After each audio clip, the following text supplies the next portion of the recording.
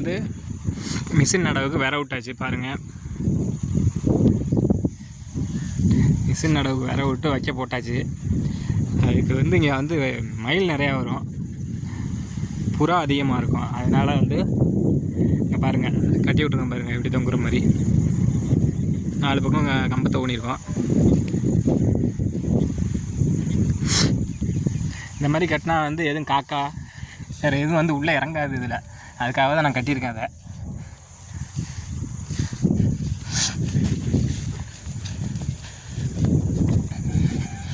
எல்லோரும் இதே மாதிரி ட்ரை பண்ணி பாருங்கள். வயலில் வேறு எதுவும் இறங்காது. இது கட்டியிருக்கதை பார்த்துட்டு விவசாயம் பண்ணியிருக்காங்க அப்படின்ட்டு உள்ளே இறங்க பண்ணாங்க.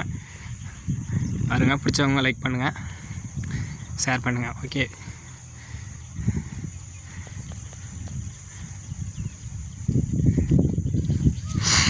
பாருங்க வடிமடை வந்து வெட்டி விட்டாச்சு.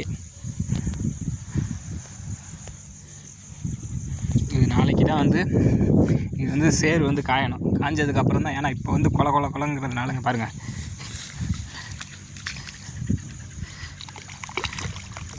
வளன்னு இருக்குது, காலை வச்சாலே ஓடுது. இதை நம்ம வந்து வாய்க்கா பிடிச்சோம்னா நிற்காது. அதுக்காக என்ன பண்ணணும், இன்றைக்கி ஒரு நாள் விட்டு நாளைக்கு வந்து 2 பக்கமும் பாத்தி பிடிச்சிக்கணும். இதில் ஸ்ட்ரைட்டாக பாத்தி, அதில் ஸ்ட்ரைட்டாக பாத்தி, அதில் பாத்தி, அதில் பாத்தி. ஏன் அது பாத்தினா மழை தண்ணி வந்து உள்ளே இறங்கக்கூடாது. அதுக்காக தான் மழை தண்ணி வந்துச்சுன்னா சைடில் இறங்கி வெளில ஓடுறதுக்கு வடி கால் வச்சுருப்போம். இந்த இருக்குது பாருங்கள், இங்கே ஒன்று அங்கே ஒன்று. அதில் ஓடுறதுக்காக வேண்டி வெட்டி வச்சுருக்கேன். நாளைக்கு ஃபுல் வீடியோ காட்டுறேன் பாருங்கள்.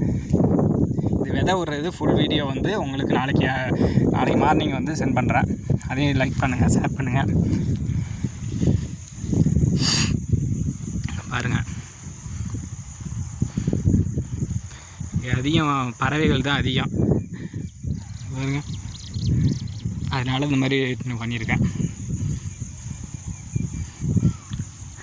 நல்லா விதை போடுறதுக்கு 2 நாள் வந்து 3 நாள் வந்து வண்டி அடித்து சேர் போட்டு வைக்கணும். பாருங்கள்,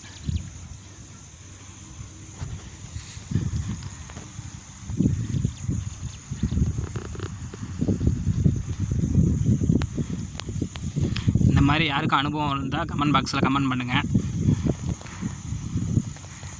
ஷேர் பண்ணுங்கள். ஓகே பாய், சப்ஸ்கிரைப் பண்ணுங்கள்.